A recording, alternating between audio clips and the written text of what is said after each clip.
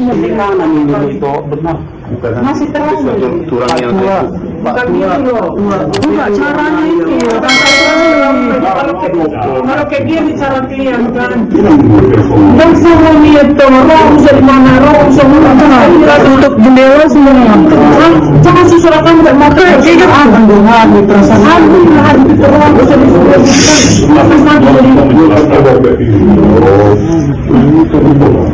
jadi semua jadi keluarga, tapi kan tahu masih tahu itu coba bayangkan bapak duduk ke diri bapak senternya anak bapak di situ dikebumikan.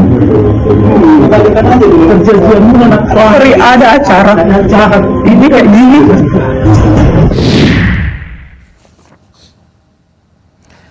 Saya bersama ibu dari almarhum Yosua, Ibu Rosti, dan juga kekasih almarhum Yosua, Vera.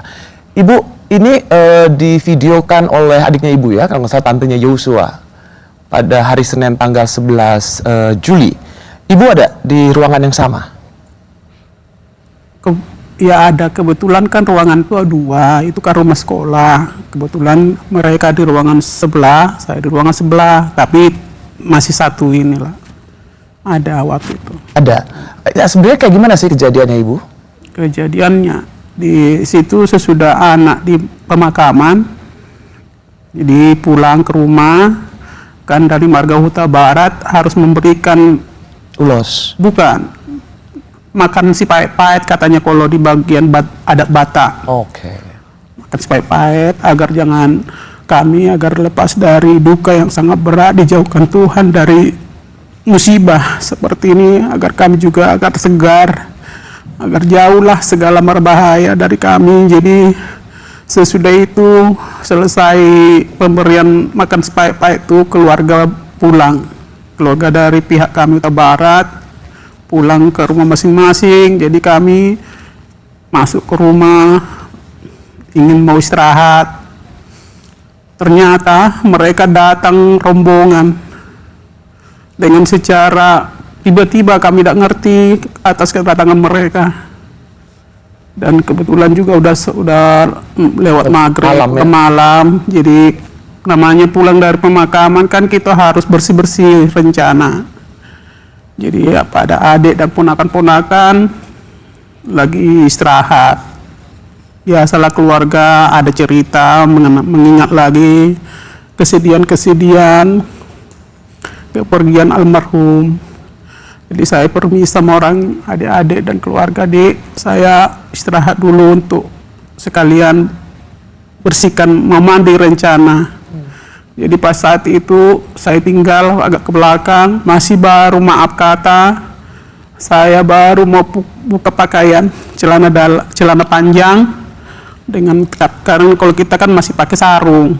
Mereka udah masuk gerombolan ke rumah secara tidak ada permisi, tidak ada kata salam kalau kita sebagai Nasrani, atau assalamualaikum kalau bagi kita agama Muslim. Tidak adalah sopan santun. Mereka masuk ke rumah dengan celana yang baru saya buka, saya tenteng masih di tangan. Mereka langsung masuk, mereka langsung menutup gorden pintu. Jadi ponakan dan adik-adik ini menjerit histeris semuanya. Ada apa itu sesuai yang di media. Jadi mereka kayak membentuk pagar betis, mereka langsung menutupi, jangan ada yang pegang HP, jangan ada yang memegang, pokoknya alat komunikasi apapun tidak boleh dipegang. Apa yang waktu itu mau disampaikan, Bu? Sesudah itu bapaknya pas lagi, mungkin ada yang masih hubungi bapaknya, waktu itu duduk di dekat jendela, langsung melihat, mendengar histeris keluarga dengan ponakan. Jadi bapaknya langsung berdiri. Ada apa ini? Katanya. Kok bisa seperti itu? Katanya. Langsung gitu bapaknya ngomong.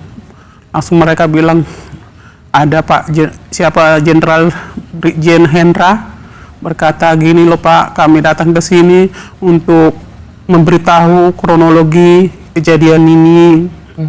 Waktu itu seperti itu. Sama ada kombes itu Santoso di sebelahnya. Bapaknya masih dengan sopan juga, walaupun mereka tidak sopan, bapaknya masih memberikan kursi karena mereka tidak mau membuka sepatu.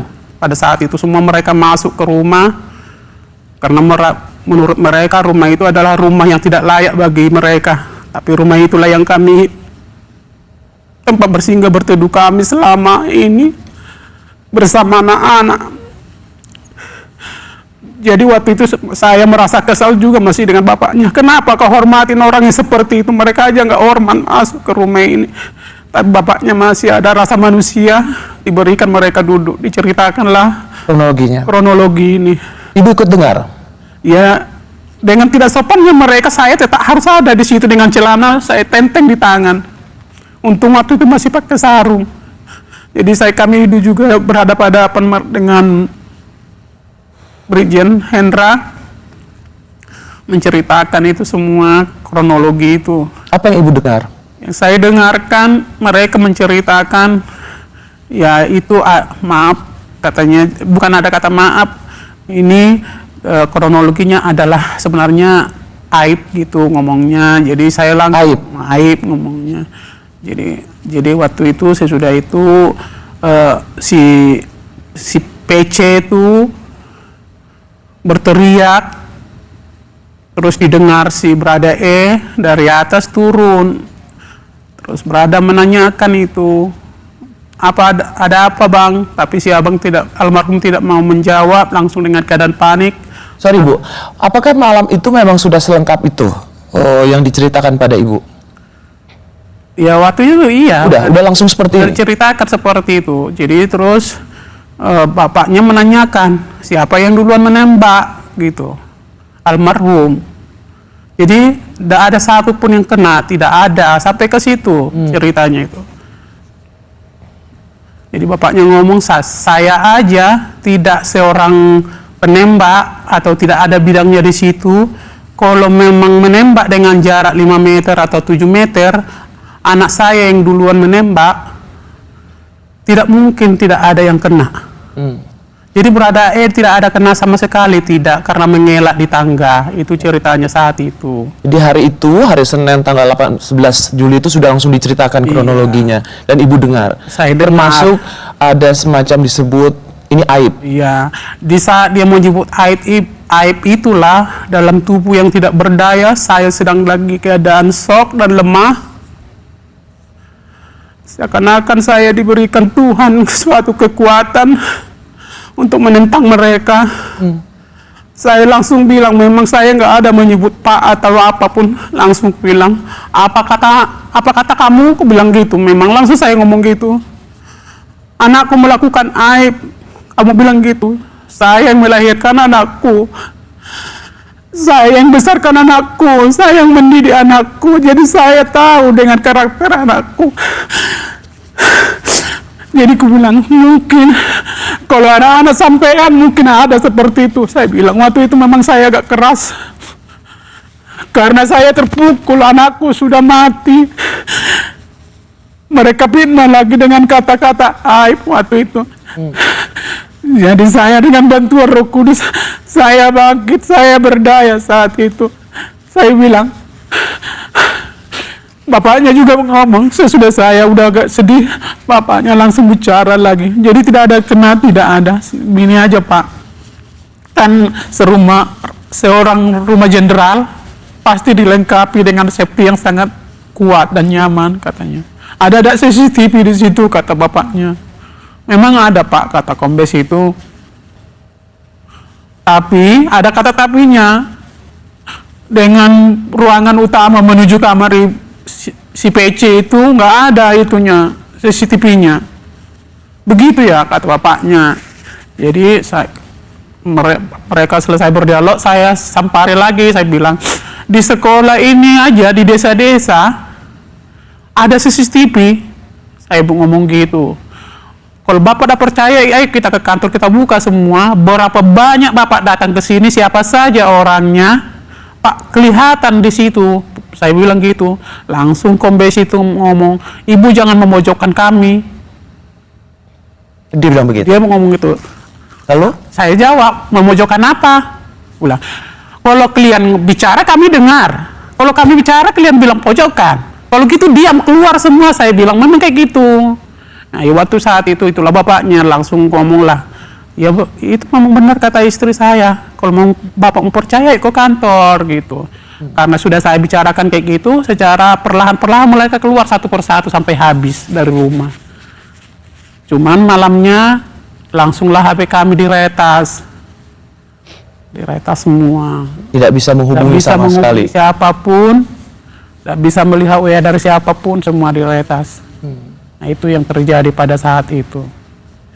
Ada itu penyidiknya yang katanya dari Polres itu dari mana-mana. Kalau bapak dan ibu tidak percaya, segera ke Jakarta, lihatlah di situ tembakan si Joshua meleset semua di dinding katanya. Datang bapaknya bilang, bisa aja itu ditembaki semua. Kalau memang berada udah penembak jitu, kenapa itu tidak dikirim ke Papua sana? Harus menghabiskan dana negara. Itu aja dikirim ke Papua sana untuk menyelesaikan itu semua katanya. Itu makanya mereka mungkin kalah malu apa gimana. Memang Tuhan beri kami roh hikmat waktu itu berbicara, bukan kami ada daya atau kekuatan, tapi Tuhan berikan kami roh hikmat untuk berbicara. Mereka satu persatu pergi tanpa ada permisi.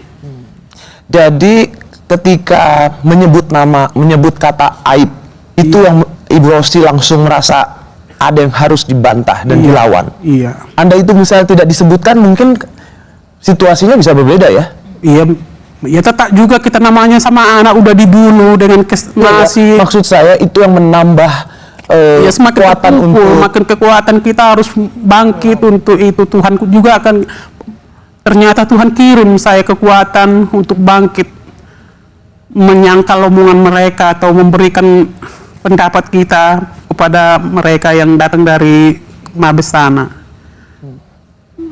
Baik, Ibunda Yosua sempat meneriakkan nama Putri Chandrawati untuk bertanggung jawab atas kematian putranya. Mengapa harus menyebut nama Ibu?